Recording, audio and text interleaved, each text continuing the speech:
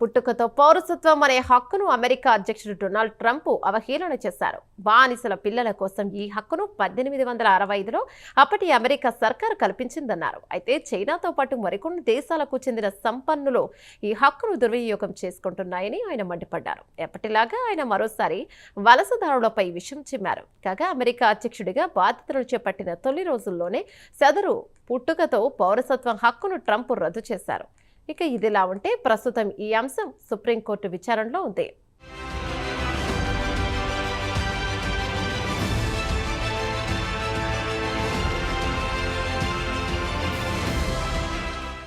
పుట్టుకతో పౌరసత్వం అమెరికాలో మరోసారి హాట్ టాపిక్గా మారింది. అమెరికాలో పుట్టిన వారికి ఆటోమేటిక్గా పౌరసత్వం వస్తుంది. ఇది చాలా కాలంగా అమెరికాలో ఉన్న చట్టం. తల్లిదండ్రులు ఎక్కడ్నుంచి అమెరికాకొచ్చారు, ఎంతకాలంగా అమెరికాలో ఉంటున్నారు, ఇటువంటి ప్రశ్నలు ఏవీ ఇక్కడ ఉత్పన్నం కావు. అయితే సదరు జన్మతః పౌరసత్వం చట్టాన్ని అమెరికా అధ్యక్షుడు డొనాల్డ్ ట్రంప్ మొదటి నుంచి వ్యతిరేకిస్తున్నారు. బర్త్ రైట్ సిటిజన్షిప్కు సంబంధించి తాజాగా ఆయన కీలక వ్యాఖ్యలు చేశారు. సదరు చట్టం బానిసల పిల్లల కోసం తీసుకొచ్చిందని ఆయన వెల్లడించారు. అయితే కొంతమంది సంపన్నులు ఈ బర్త్ రైట్ సిటిజన్షిప్ చట్టాన్ని దుర్వినియోగం చేస్తున్నారని డొనాల్డ్ ట్రంప్ మండిపడ్డారు. కాగా రైట్ సిటిజన్షిప్ అంశానికి సంబంధించి అమెరికా సుప్రీంకోర్టు మరోసారి విచారణ జరపబోతోంది. ఈ నేపథ్యంలో పుట్టుకతో పౌరసత్వం అనే అంశాన్ని ఆయన ఎద్దేవా చేశారు. అయితే బానిస పిల్లల కోసం తీసుకొచ్చిన పుట్టుకతో పౌరసత్వం చట్టాన్ని అమెరికా ఎంతగానో గౌరవించిందన్నారు. ఈ చట్టాన్ని అమలు చేసి బానిస పిల్లలకు సమాజంలో గౌరవప్రదమైన స్థానం కల్పించామన్నారు. అయితే ఈ చట్టంలో కొన్ని లొసుగులున్న మాట వాస్తవమేనన్నారు. ఈ లొసుగుల్ని చైనాతో పాటు మరికొన్ని దేశాలకు చెందిన సంపన్నులు తమకు అనుకూలంగా మార్చుకుంటున్నాయని ట్రంప్ ఘాటు ఆరోపణలు చేశారు. చైనా అలాగే మరికొన్ని దేశాలకు చెందిన సంపన్నులు సొమ్ములు చెల్లించి తప్పుడు మార్గాల ద్వారా తమ పిల్లలకు పుట్టుకతో పౌరసత్వం హక్కును పొందుతున్నారని ఆయన వ్యాఖ్యానించారు. ఈ విషయంలో అమెరికా చట్టాల్ని అలాగే అమెరికా న్యాయ వ్యవస్థని కూడా మోసగిస్తున్నారని ఆయన మండిపడ్డారు. ఈ సందర్భంగా అమెరికా న్యాయ వ్యవస్థపై తనకున్న తేలిక అభిప్రాయాన్ని కూడా ఆయన వ్యక్తం చేశారు.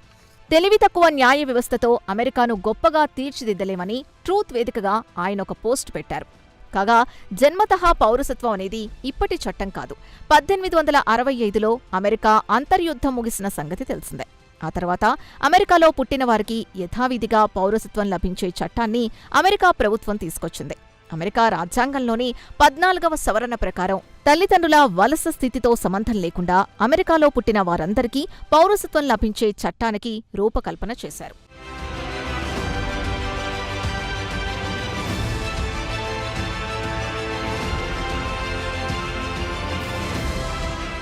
అయితే 2025లో అమెరికా అధ్యక్షుడిగా డొనాల్డ్ ట్రంప్ బాధ్యతలు స్వీకరించాక పరిస్థితులు మారిపోయాయి.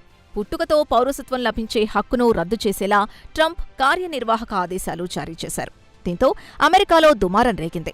అమెరికాలో పుట్టి పెరిగిన వారి పౌరసత్వం ప్రశ్నార్థకంగా మారింది. ఈ నేపథ్యంలో ట్రంప్ సర్కారు విడుదల చేసిన కార్యనిర్వాహక ఆదేశాల్ని అనేక రాష్ట్రాలు సవాల్ చేశాయి. న్యాయం కోసం కోర్టుల్ని ఆశ్రయించాయి. దీంతో ట్రంప్ కార్యనిర్వాహక ఆదేశాలు అమలు కాకుండా కోర్టులు ఉత్తర్వులు జారీ చేశాయి. కాగా అంతిమంగా ఈ వ్యవహారం సుప్రీంకోర్టుకు చేరింది. దీనిపై ఏప్రిల్ 1వ తేదీన సుప్రీంకోర్టు విచారణ చేస్తోంది. ఇదిలా ఉంటే ఉపాధి వెతుక్కుంటూ అగ్రరాజ్యమైన అమెరికాకొచ్చిన వివిధ దేశాల ప్రజలపై ట్రంప్ మొదట్నుంచి గుర్రుగానే ఉన్నారు. ఎప్పుడు ఎక్కడ వీలు దొరికినా వలసదారులపై ఆయన నోరు పారేసుకుంటూనే ఉన్నారు. అంతేకాదు వలసదారుల వల్ల అమెరికా తీవ్రంగా నష్టపోతోందని ఆయన అనేకసార్లు బహిరంగంగా వ్యాఖ్యానించిన సంగతి తెలిసిందే.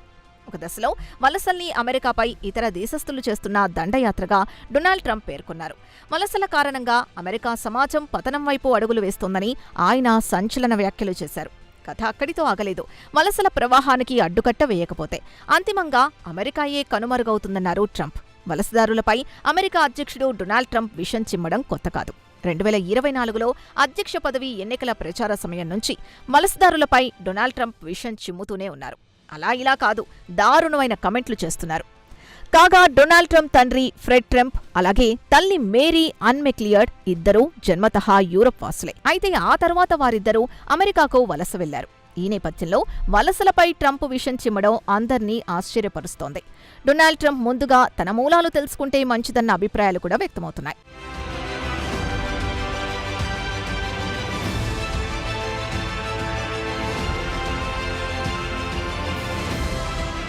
ఇదిలా ఉంటే 2024 నవంబర్లో అమెరికా అధ్యక్ష ఎన్నికల ప్రచార సమయంలో కూడా వలసల్ని కీలకాంశం చేసుకున్నారు డొనాల్డ్ ట్రంప్.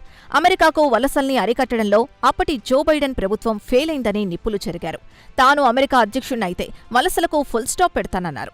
ఈ నేపథ్యంలో అమెరికా అధ్యక్షుడిగా పగ్గాలు చేపట్టిన తర్వాత వలసదారుల్ని డొనాల్డ్ ట్రంప్ టార్గెట్ చేయడం మొదలుపెట్టారు.